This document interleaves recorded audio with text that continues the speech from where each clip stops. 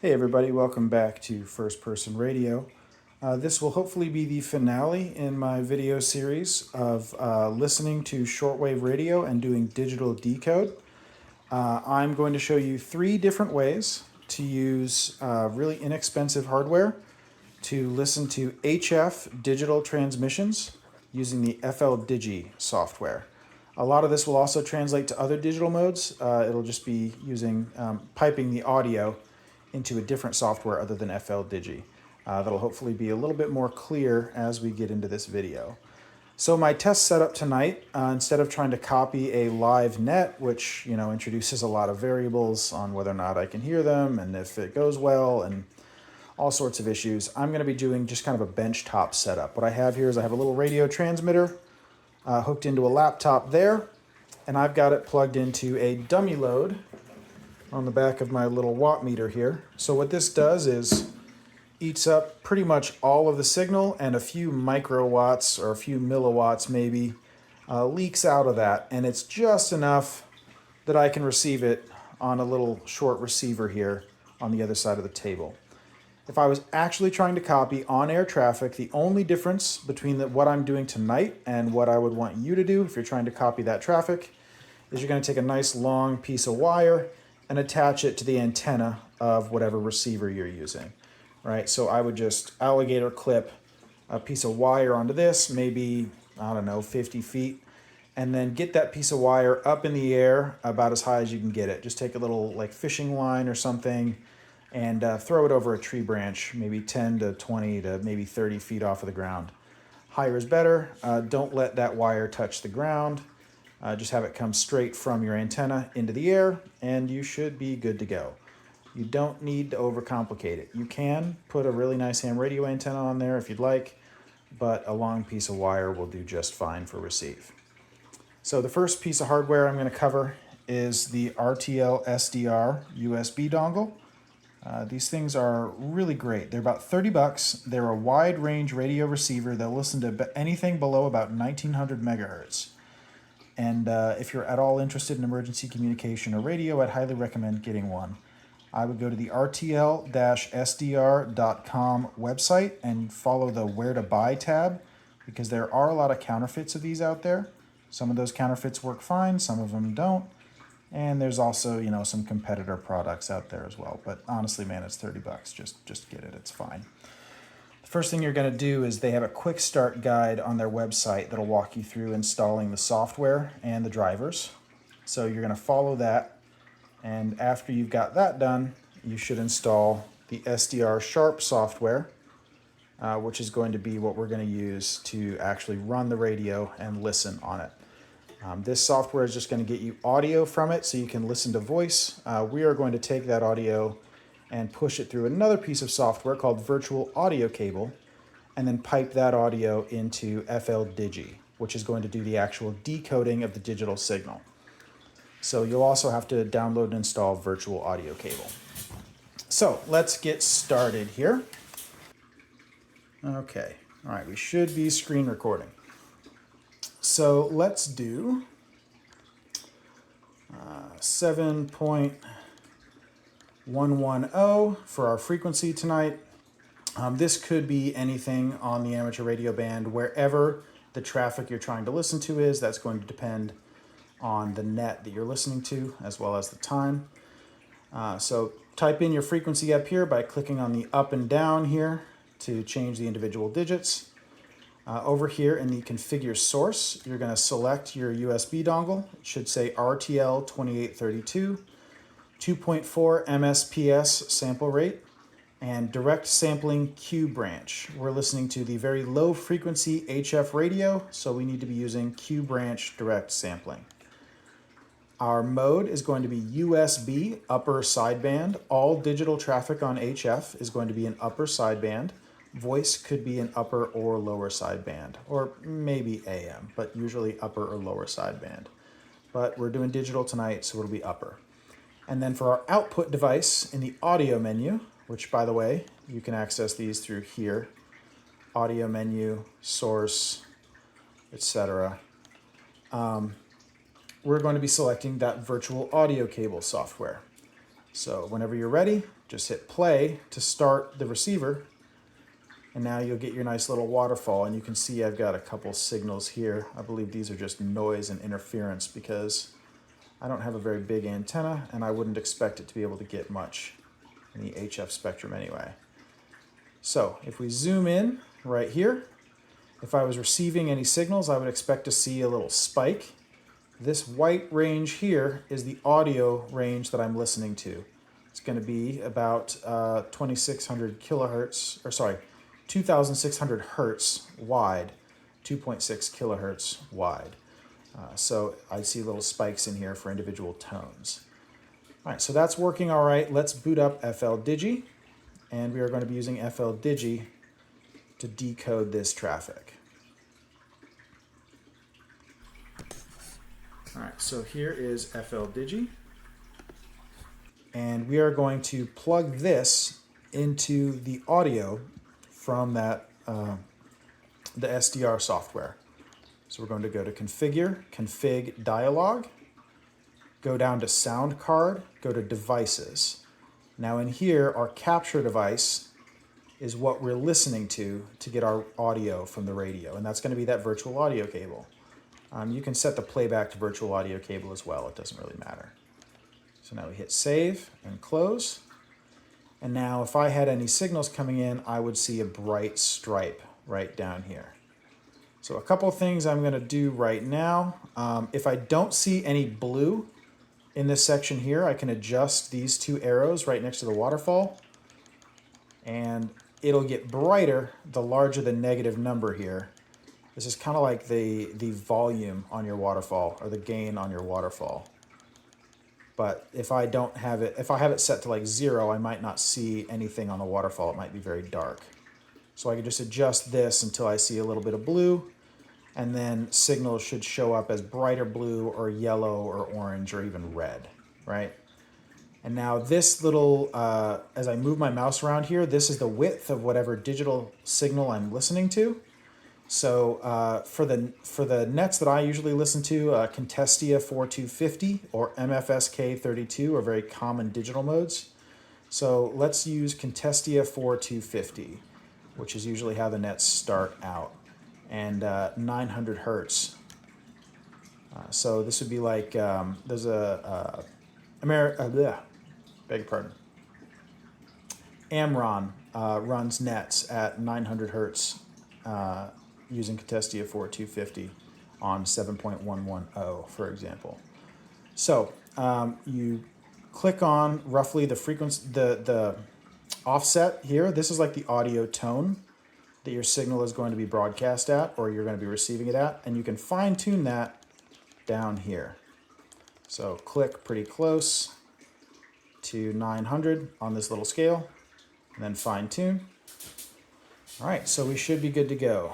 And now we should receive any incoming traffic, assuming that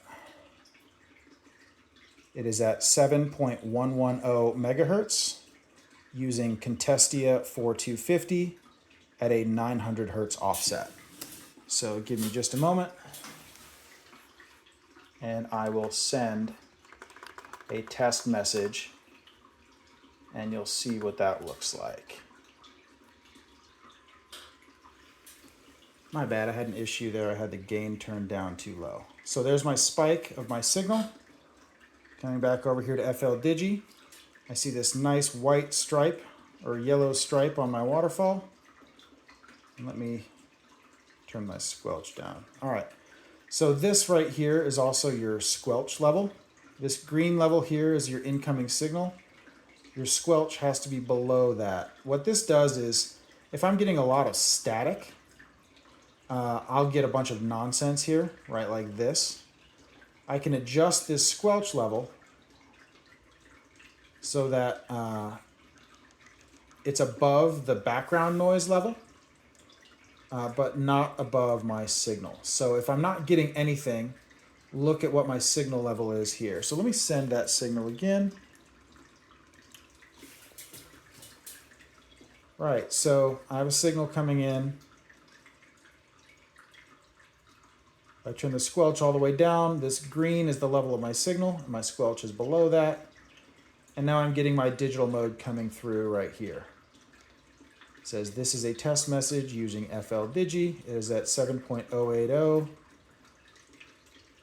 Yeah, I got a little bit of a misdecode there. That should have been megahertz. 900 hertz offset using Testia 4250. Okay. So that's one way, and I'm going to come back to my camera here. That's one way to decode it. That's using the RTL-SDR USB dongle. Another way to decode it, and this is actually my preferred way, is using a shortwave receiver like one of these. This is the GP5 SSB, but Texon makes some similar ones that are a little bit cheaper. You need to get a shortwave receiver that does single sideband, upper sideband or lower sideband. Those are going to be just a little more expensive, but they work great. So let's tune in. All right. Get on the shortwave bands here, and I'm going to tune to 7.110.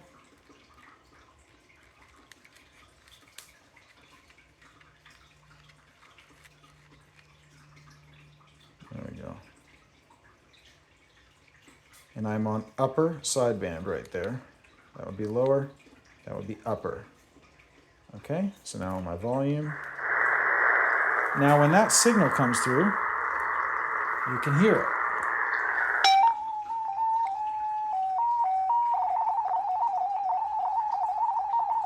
Right? It's coming through on the RTL there.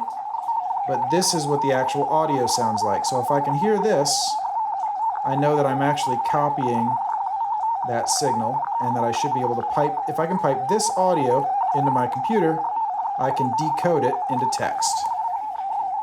So how do I do that? Well, easiest way is to get one of these. This is a USB sound card. It just has a microphone port and a speaker port, and I've marked which one's a speaker port with paint because I can never remember. So all you do, let me close out my SDR software here. And instead of using a receiver, you just plug your USB audio card into your computer and then run just a regular 3.5 millimeter aux cable. Run it into the microphone port of your sound card from the headphone jack of your shortwave receiver, right? So now, give me just a moment. When I go into config dialog, and I go to sound card devices, instead of using virtual audio cable, I'm going to use the USB audio device. This is whatever name your USB your USB sound card has, but mine just says USB audio device. Now, same thing applies. Right here I've got my waterfall. I can adjust it here. Also, as I adjust the volume on my shortwave receiver, right, if I turn the volume all the way down, my waterfall goes black. If I turn my volume all the way up, it goes white and red, right? So adjust your volume to a nice middle position where you see blue, but it doesn't look too hot, right? So that's like a decent middle ground, right? Now, when I send that traffic again, you'll see the same thing. So if I click on my incoming traffic now, it's decoding. So one thing to note about some of these shortwave receivers, see how it's a little bit off? It should be at 900 hertz. It's actually at 856.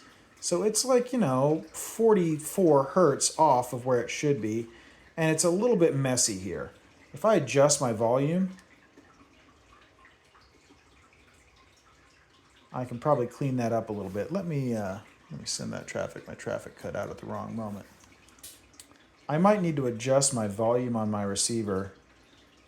This is not a super high quality single sideband receiver. So I've got a little bit of, I don't know if that's unwanted sideband or image or something. But I can see a stripe of my signal right here, and it will decode just fine. And the advantage of using a standalone receiver like this instead of a USB device is, well, even if I don't have my laptop, I can still listen to voice transmissions, and I can at least use that to determine if I can hear a signal before bothering booting up my laptop. So it's kind of nice. And as you can see, you can totally decode your digital traffic just fine.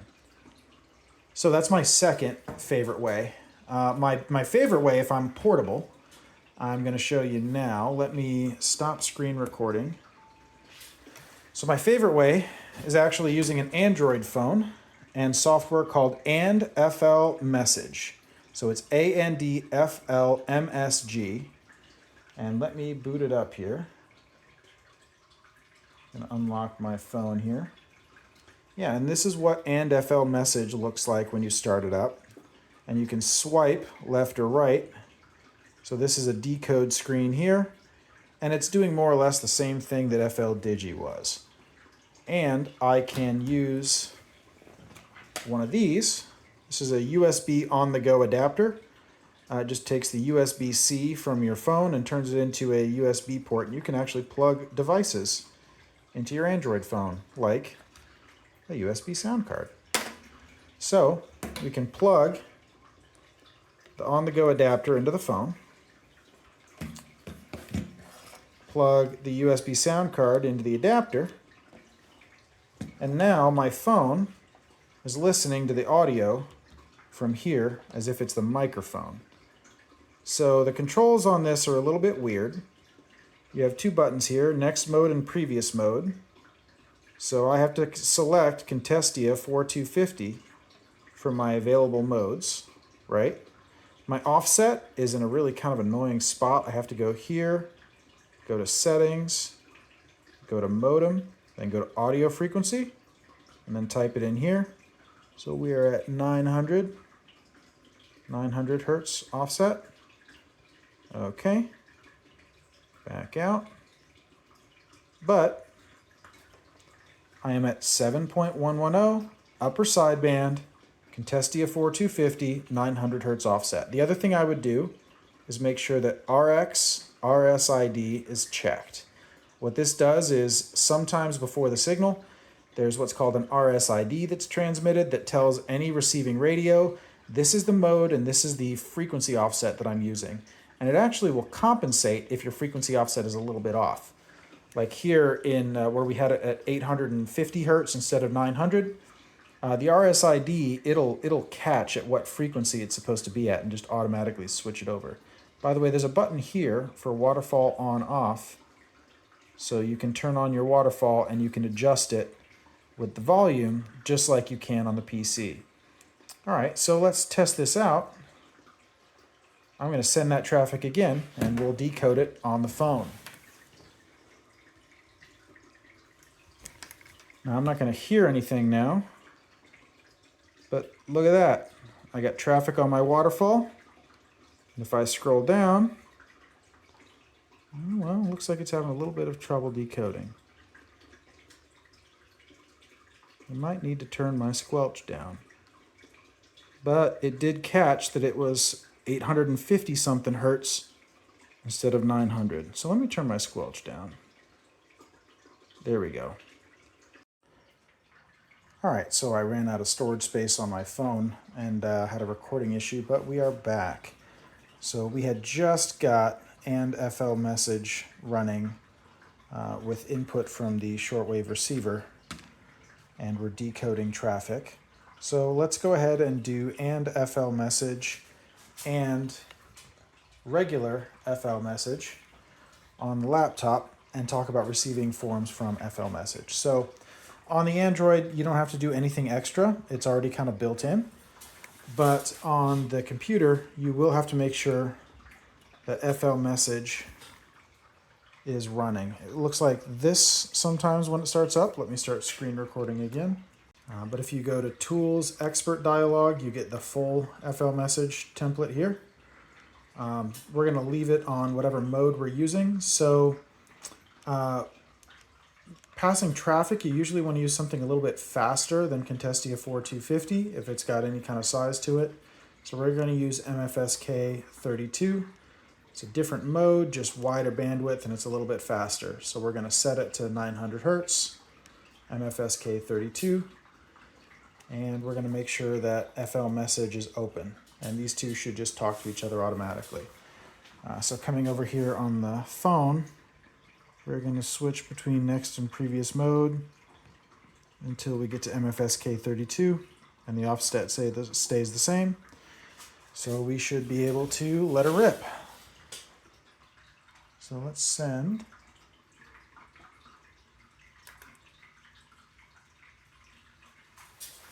Okay, wonderful.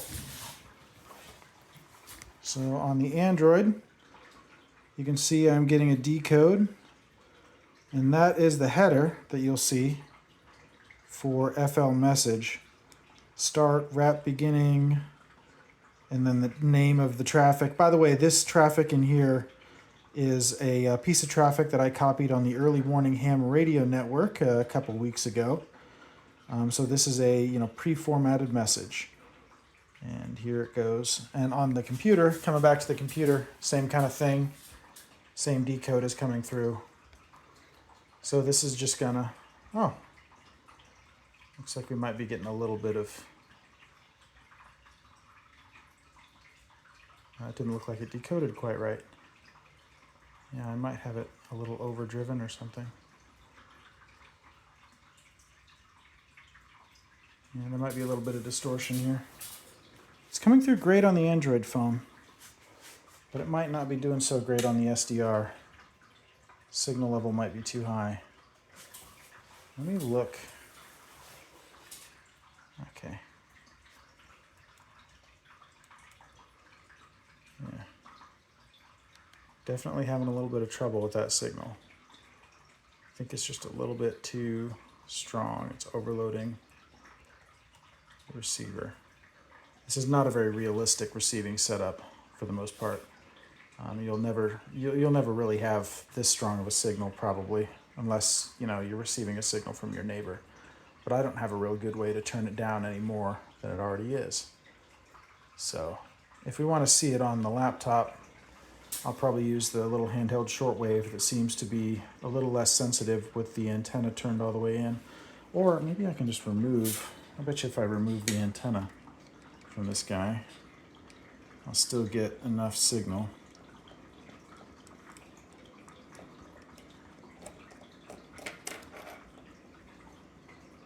No, not quite.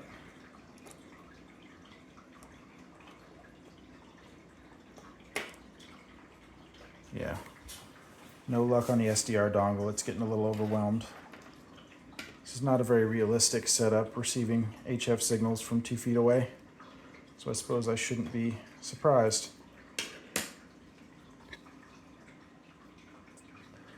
Well,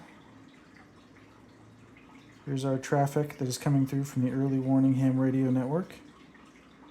You could scroll up and read it as it comes in. We'll,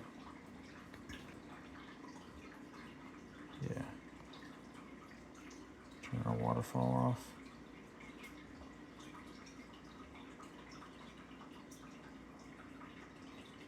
And in a minute here, the message should come all the way through. And then I will plug this into the laptop with the USB sound card, and we'll run it that way. So the good thing about using FLMsg is that even if you lose a few characters in the middle, if the signal were to drop out, I would still get the rest of the message and it would be completely readable, and I'd be able to copy the rest of it, and I would only be missing the little section of where the signal dropped out. The other software that we can talk about, which is FLAmp, you have to receive the complete file, pixel perfect, every single digit. Otherwise, it won't be viewable. It'll just be digital gibberish.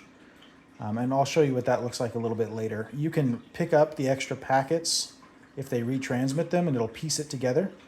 But if you're listening only and you can't request the other packets, and nobody else missed it, no one else requested it, you just might not get it. All right, so our FLMsg signal has come through. So if I swipe over here, I can see that it tells me that I've received a new message and it saved it. And now I can go back over here into my inbox and I can click on one of these and hold it and it'll open it up. And there's my message in my mailbox using FLMsg and a shortwave receiver with a USB on the go adapter and a digital sound card or USB sound card. All right. So let me do the same thing on the laptop here.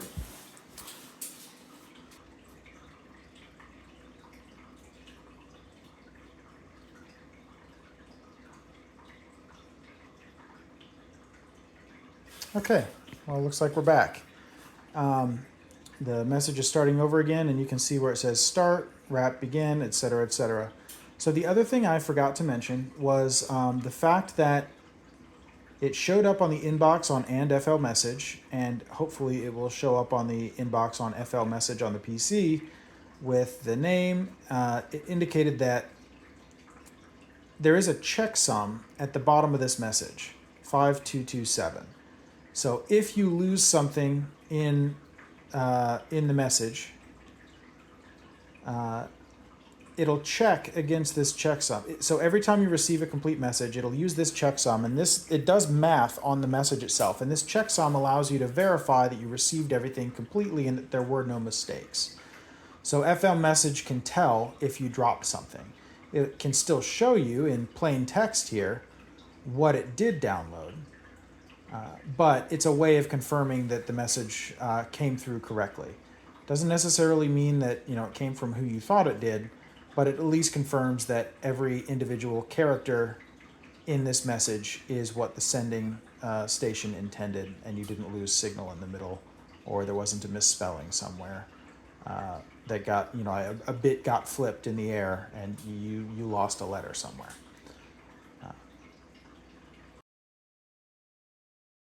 Okay, so there it went. That was the FLMsg traffic. So let's go over here to FLMsg, and you can see I've got a new tab with received messages. And I can double click on it, and I can hit view, and it should pop up. There it is. So there's the received message. All right, so last thing, let's try FLAmp. So I'm going to close out FLMsg, and I'm going to open up FLAmp, and we are going to send a digital file. So I just created a text file, so we're going to open it up, and in a minute it's just going to say connected here, and it should automatically work just like FLMsg did. So I'm going to go to my other computer here and try and drag and drop in a digital file and send that.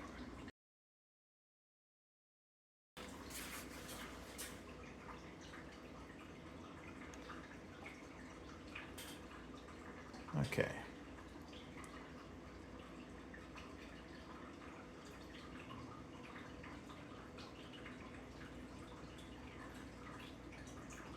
So FLAmp was used to send it. The title is test transmit document.txt. Call sign and info of the station. Size information there.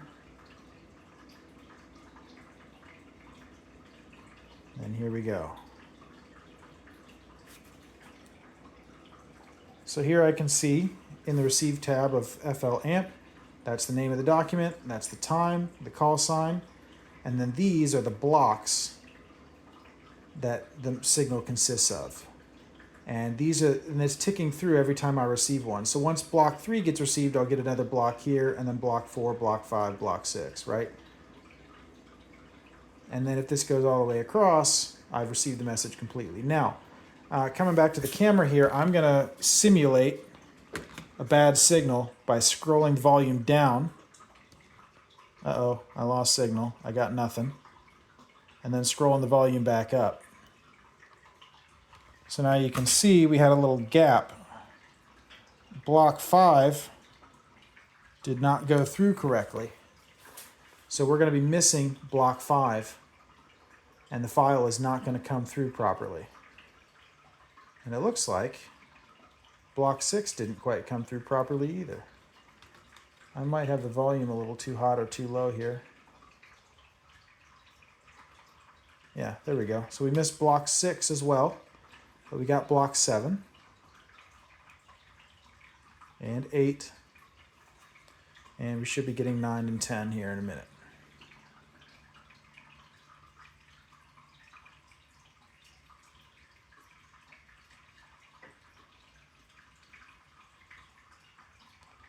So if I'm just a shortwave listener, I'm kind of out of luck right now because I'm missing these 2 blocks. Hopefully, someone retransmits this message, or somebody else is missing those blocks and they call for them.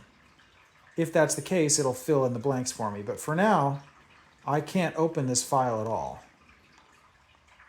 I'm just missing some of the encoded information, and I'm just out of luck. So I'm going to retransmit as if net control sent the thing twice, or as if there was a relay station that was also sending that message, or that was retransmitting that message somewhere else. The first time I did this with a shortwave receiver and a laptop, that's how I caught the entire message. I came in halfway through 6, 7, 8, 9, 10 of a different piece of traffic, and then auxiliary net control station rebroadcast it, and I caught the first half of it. So give me just a moment to get FLAmp running again. All right, so I'm getting the new file coming through here. The file ID appears to be the exact same, and so it knows that it's a retransmission of the original file. And hopefully, as soon as blocks 5 and 6 come through, we should be able to open it.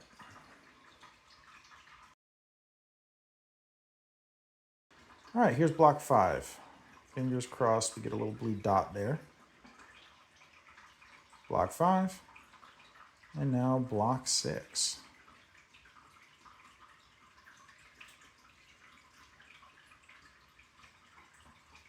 There we go. And now I can actually read it. National Intelligence Bulletin to follow, risk levels, etc., etc. And I actually cut this short because I wanted the video to be not terribly long. So we only really had the low intensity conflict portion of the early warning ham radio network's National Intelligence Bulletin. But that's the idea. So that's FLAmp. When it's compressed, you get unreadable gibberish. The individual blocks tick across, and once they're all the way across, you can actually read the content of the message. Unfortunately, I don't have a good way to do this on Android. This one is going to be only for laptop users. But FLMsg you can use on Android, and it's pretty handy. So, all right, I think that kind of covers everything I wanted to cover, and it was a bit of a rocky road getting here. A few technical issues, but hopefully I can cut out some of the dead time in editing. And let me know if you have any questions or comments on the video, and I can maybe do a follow-up to get into more detail or try and make more of a summary of anything if there's anything that was unclear. I'll catch you next time.